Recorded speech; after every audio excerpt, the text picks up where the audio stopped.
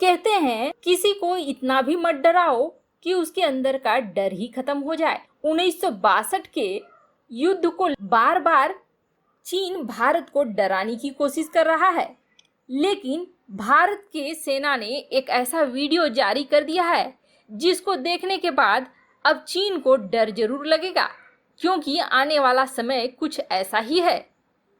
वहीं दूसरी तरफ क्या अमेरिका बहुत बड़ी प्लानिंग कर रहा है और 15 नवंबर या 15 नवंबर से पहले चीन के ऊपर कोई बड़ी कार्रवाई कर सकता है, और क्या करेगा उसमें चर्चा करेंगे इस बात पर भी।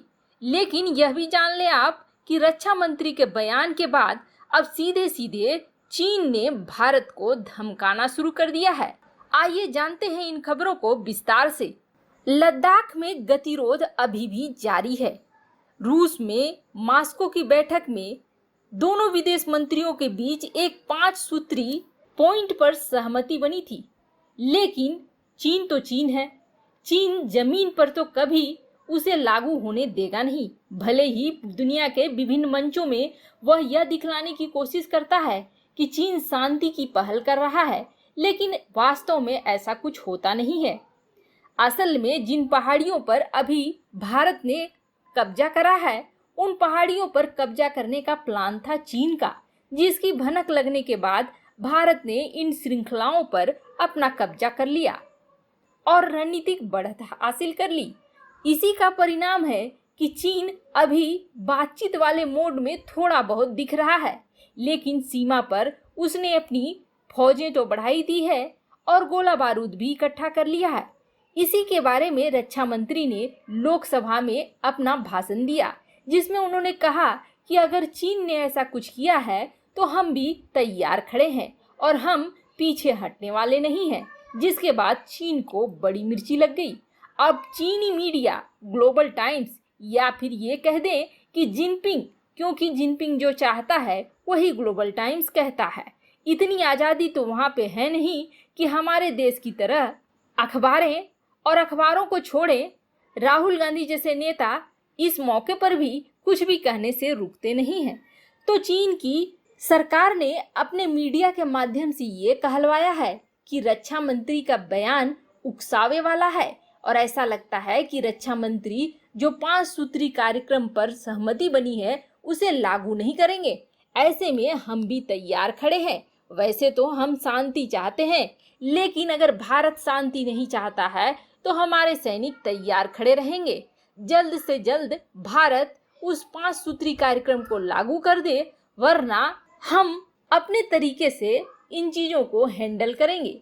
वैसे यह भी याद दिलाने से पीछे नहीं हटा ग्लोबल टाइम्स कि 1962 में भी इसी तरह का माहौल था, और वही गलती जो नेहरू ने दोहराई थी मोदी सरकार दोहरा रही है। 1962 में भी अंतर्राष्ट्रीय माहौल खराब था और अमेरिका और चीन में नहीं बन रही थी और रूस से अलग राह पर चीन चल रहा था। तब भारत ने ये सोचा था कि वह आसानी से चीन को परास्त कर देगा, लेकिन ऐसा कुछ हुआ नहीं और भारत ने अपनी वह पदवी भी खो दी जिसमें वह तीसरी दुनिया का नेता था। वैसे आपको बता दें, वह 1962 का भारत था। भारत ने अब जो तैयारियां की हैं उसको चीन को एक बार देख लेना चाहिए। उस समय राजनीतिक इच्छा शक्ति भी नहीं थी। नेहरू ने भारतीय वायुसेना का सही से प्रयोग भी नहीं होने दिया था। 1962 की जंग के बाद कई तरह के मतभेद उठे थे आर्मी और नेहरू के बीच, लेकिन अब वैसा है नहीं। अब एक सशक्त देश और एक सशक्त नेतृत्व है, जिसका उदाहरण आप ऐसे देख लें कि भारत ने अब पीछे हटने का फैसला नहीं लिया है, बल्कि आगे बढ़कर अपनी जमीनों पर कब्जा करने का फैसला लिया है। वहीं दूसरी तरफ ग्लोबल टाइम्स बार बार ठंड के बारे में भारत को आगाह कर रहा था। एक ड्रोन के वीडियो को शेयर करके ग्लोबल टाइम्स ने यह कहा था कि हमारे सैनिकों को तो गरम गरम खाना मिलेगा ठंड के जगहों पर भी, लेकिन भारतीय सैनिकों का क्या होगा। तो उनके जवाब में एक वायुसेना के अधिकारी ने इस वीडियो को शेयर करा है। इसको देखने के बाद चीन की असली औकात सामने आ जाएगी। चीन को समझ में आ जाएगा कि भारतीय सेना सियाचिन जैसे -60 डिग्री तापमान में कबड्डी खेल रहे हैं।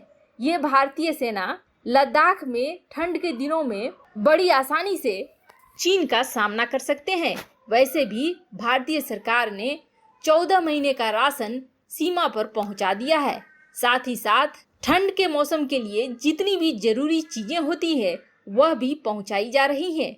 भारतीय सेना अपनी तरफ से पूरी तरीके से तैयार है। वहीं दूसरी तरफ क्या अमेरिका बड़ा एक्शन लेने वाला है चीन के ऊपर?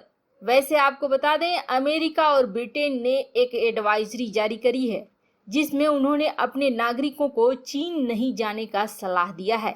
वैसे तो उन्होंने यह कहा है कि यह सलाह इसलिए दी जा रही है कि चीन मनमाने ढंग से किसी भी नागरिक को पकड़ सकता है, हिरासत में ले सकता है या किसी भी तरह का आरोप लगा सकता है।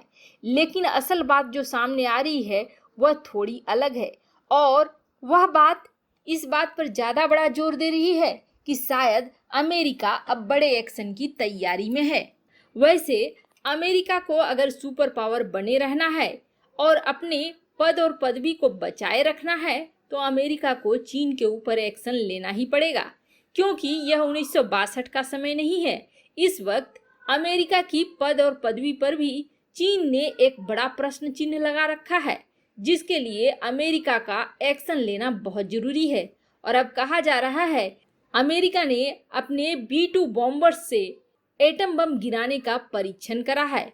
अब अचानक से इस तरह का परीक्षण ये दर्शाता है कि कहीं अमेरिका बड़ी तैयारी में तो नहीं है। कुछ सूत्र तो यह भी कह रहे हैं कि अमेरिका 15 नवंबर से पहले या 15 नवंबर को ऐसी कोई बड़ी कार्रवाई कर सकता है जिसमें चीन को लेकर बड़ा एक्शन लिया जाए। वैसे आपको बता दें, भारत और चीन की जो लद्दाख में अभी झड़प चल रही है उसके बीच ऐसी खबरें आ रही हैं कि 100 से 200 राउंड तक की गोलियां चल चुकी हैं। हालांकि जिन क्षेत्रों पर भारत ने कब्जा कर लिया है वहां पर वापस से कब्जा करने के लिए बार बार चीनी सैनिक आ रहे हैं, जिसकी वजह से यह 100 से 200 राउंड गोलियां हवा में फायर की जा रही हैं और यह साफ साफ दिखला रहा है कि वह संधि अब किसी कूड़ेदान में चली गई है जहां पर गोलियां चलाने की मनाही थी। और कभी भी कुछ बड़ा एक्शन हो जाए तो कोई बड़ी बात नहीं होगी। हालांकि भारत भी अपनी तरफ से पूरी तरीके से तैयार है किसी भी एक्शन के लिए। आपको क्या लगता है, अमेरिका सुपर पावर बने रहने के लिए चीन के ऊपर कोई एक्शन लेगा? कमेंट कर अपनी राय जरूर बताएं।